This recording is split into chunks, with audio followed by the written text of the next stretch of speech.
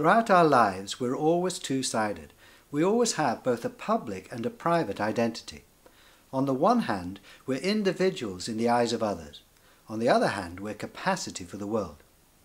However, we're not always aware of our two-sided nature.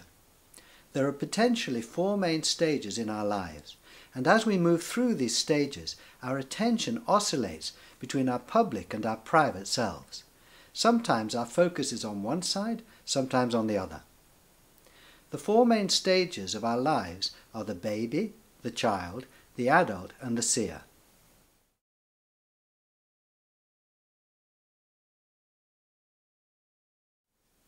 In the first stage of the baby, we were unaware of our appearance, unaware of our public identity.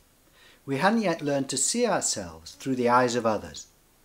Conscious only of our own point of view, our private reality, we were faceless, at large, space for the world, without putting it in these or in any terms.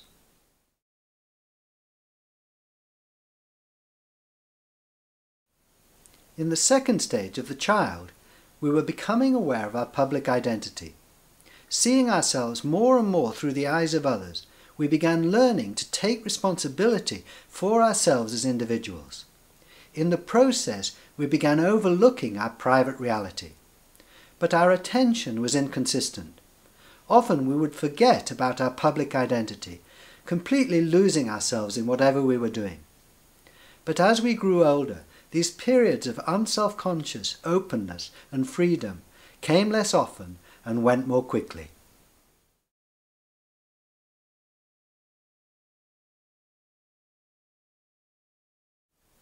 In the third stage of the adult, we identify profoundly with our public identity.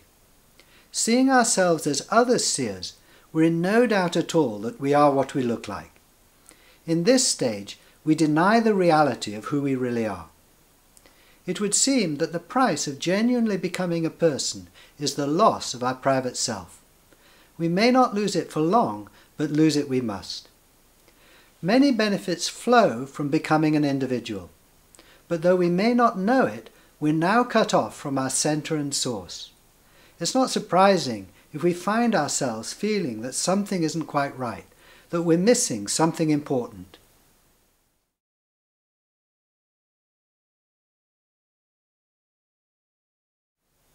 Fortunately, this need not be the end of our journey. We can go on to the 4th stage of the seer, where we discover the reality of our private self and begin drawing on its immense healing power. Seeing who we really are at centre, we now begin living a truly balanced, two-sided life. Private as well as public, public as well as private. One of the good things about losing touch with our private self as we grow up is that when we return to it, we see it with fresh eyes. It seems that we have to leave home before we can really appreciate what home is and how wonderful it is. And because our individuality doesn't disappear when we see who we really are, we can now celebrate our one consciousness with many voices.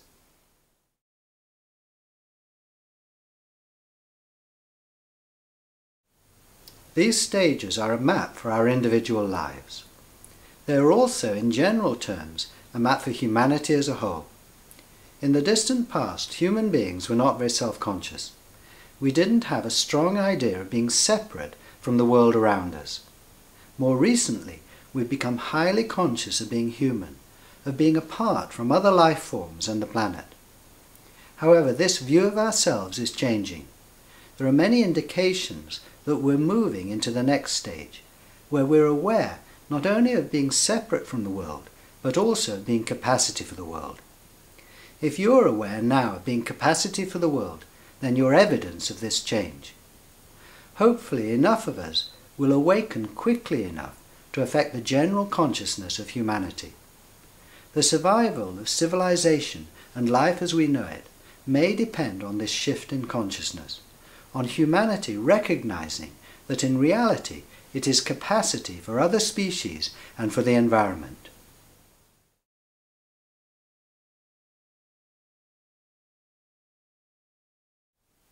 In this film we've presented a traditional spiritual message in modern terms. The traditional message has been expressed in different ways, depending on time and culture. But one way of putting it is that we're not simply human, we're also divine. If we look steadily within at our divine nature, then our lives will be blessed. In this film we've described this spiritual message in physical terms. We're not at centre what we appear to be from a distance.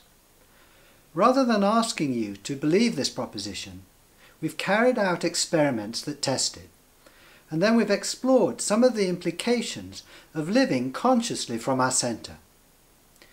This modern way of testing this ancient message was developed by the philosopher Douglas Harding. If you'd like to find out more about Douglas, then please visit our website.